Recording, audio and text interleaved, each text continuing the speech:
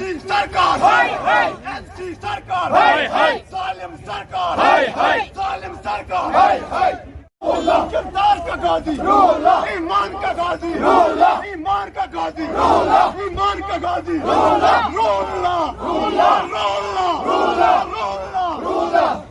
होश में आओ, होश में आओ, होश में आओ, होश में आओ, तेरी जान मेरी जान, तेरी जान मेरी जान, तेरी जान मेरी जान। आज हमारे दिल एक बार फिर से मजबूर हुए हैं। हमारा कायद, हमारा लीडर अगरउल्लाह मेहदी साहब एक ऐसा लीडर है जिसने इन लोगों को दिन के टाइम में, रात के टाइम में भी, आपने देखा होगा कि इस नौगाम के अड्डे में भी रात के 12 बजे वो यहाँ से निकला है। क्यों? क्योंकि एनसी के जितने भी एमएलएज हैं उनको जिताने की ज़रूरत है। स्टार कैंपेनर बनने के बावजूद आज ये सभी बगैरत एमएलएज, आज ये सभी बगैरत चीफ मिनिस्टर जो भी है, ये उनको इस बात के पीछे लगे हैं कि आप इस्तीफा दे दो। अगरउल्लाह साहब एक कमज़ोर नहीं है, वो एक ताकतवर लीडर है, क्योंकि उसको लोगों ने जिताया है, लोगों के बनाया है, और ये अल्लाह का चाहना था, एनसी का नहीं चाहना था कि उसने जीता है।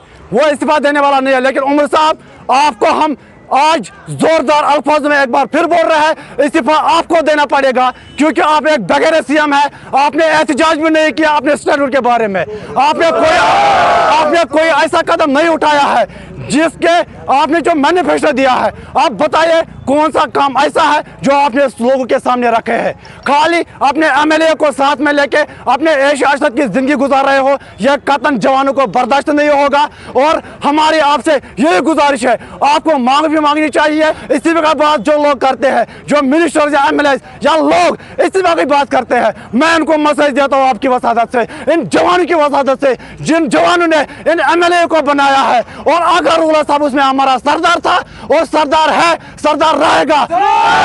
आगा के कहने पे लोगों ने वोट डाले। हम आपको ये कहना चाहते हैं कि एक बार रिजाइन करके देख लो, फिर से इलेक्शन हो जाए, फिर आपको पता चलेगा कि हु इज अगरउल्लाह। वो आपको बता देगा कि वो किस शेर का बेटा है। वो एक मामूली आदमी नहीं है। अगरउल्लाह एक ऑनेस्ट लीडर है। जो उसने बातें इलेक्शन से पहले बोली थी, वही बातें वो पार्लियामेंट में अभी भी बोल रहा है। शेर की तरह दाद रहा है वो वहाँ पर। अमित शाह की आंखों में आंखें डालकर बात कर रहा है। आप तो जा रहे हो अमित शाह के सामने, अपने हाथ फैला रहे हो, अमित शाह मेरी मदद कर लो। रूहुल्लाह ऐसा आदमी नहीं है। वो जब जा रहा है, वो जब बात कर रहा है, जैसे शेर बात कर रहा है। अब की बार जो आपका इलेक्शन हो रहा है, रूहुल्लाह छुप करके बैठा है। आपको पता है कि हम हारने वाले हैं। अब आप बौखला गए हो कि रूहुल्लाह अगर नहीं आए इलेक्शन कैंपेन में, अगर रूहुल्लाह नहीं आए तो आपको पता है कि हार हमारी पक्की है।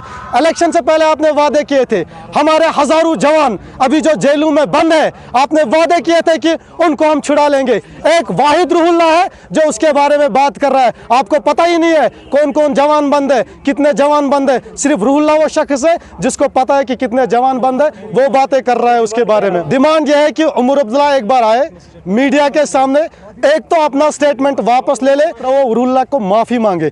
तब तक, जब तक वो रूहुल्लाह से माफ़ी नहीं मांगता है, प्रोटेस्ट होता रहेगा और हम सड़कों पर निकलते रहेंगे।